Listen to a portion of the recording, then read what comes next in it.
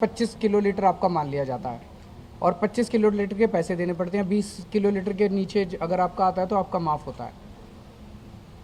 तो एवरेज के बेसिस पे इस 10 तरह की कारणों की वजह से लोगों के बिल गलत आए। अब दिल्ली सरकार एक bill one time settlement scheme लेके आई है।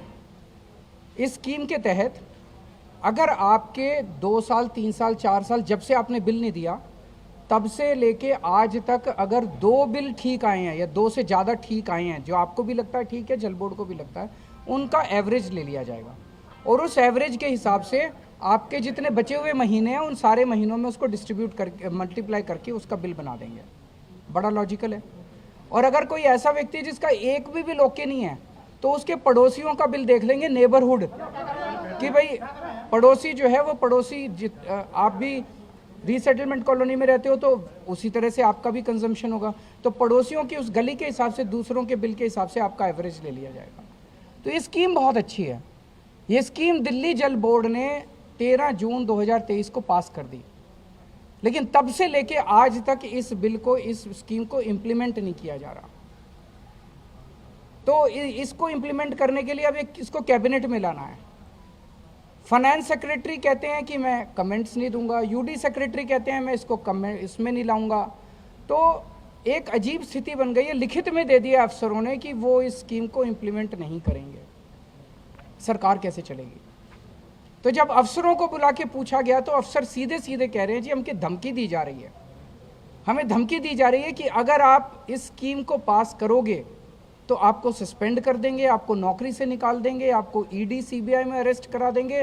बोले जी हम इस्तीफा देने को तैयार हैं, हमसे ये काम मत कराओ, हमारे बाल बच्चे हैं, परिवार पालना है हम लोगों को।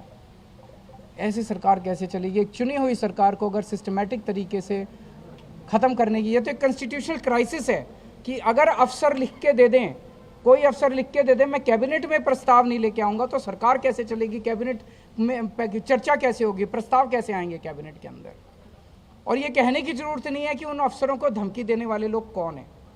तो आज इसके ऊपर चर्चा हुई सदन के अंदर और पूरे सदन ने एलजी साहब से हाथ जोड़ के निवेदन किया है कि एलजी साहब इसमें इंटरवीन कीजिए, अफसरों को कहिए कि वो इस स्कीम को कैबिनेट में लेके आएँ, इस स्कीम को लागू कराइए और जो जो अफसर इस स्कीम को लागू नहीं कर रहे उनको सस्पेंड किया जाए और उनके खिलाफ सख्त अनुशासनात्मक कार्रवाई की जाए। पहले दिन जब विधानसभा आए थे एलजी तो उनके साथ बातचीत भी हुई थी इस मामले में, तो उसके बाद कोई कार्रवाई बढ़ी क्या? उन्होंने कहा क्या अभी तक? अभी तक कोई कार्रवाई नहीं हुई है। सर, ईडी को लेकर आपने कल भी बयान दिया था, जो भी कानून संगत है वो हम जवाब दे रहे हैं। अब तो उन्होंने केस कर दिया है, कोर्ट में केस है, उसके नतीजे जो आएंगे उसका इंतज़ार करना चाहिए ईडी को, कोई भी फ्रेश समन जारी करने के बाद। तो ये तो दिखाता ही है कि क्या कर रही है बीजेपी चुनाव कैसे। जब उनके मेयर ने कल इस्तीफा दे दिया, ये जाहिर है कि उन्होंने गलत काम किया था, गलत तरीके से उनका मेयर बना था, उन्होंने चुनाव में धांधली की थी। ऐसे ही चुनाव में धांधली करके जीतते हैं और फिर अगर जीत ना पाएँ तो लोगों को खरीद लेते हैं। ऐसे जनतंत्र कैसे चलेगा? अगर हार गए तो यार दूसरों को भी सरकार चलाने दो। सर, सीट शेयरिंग को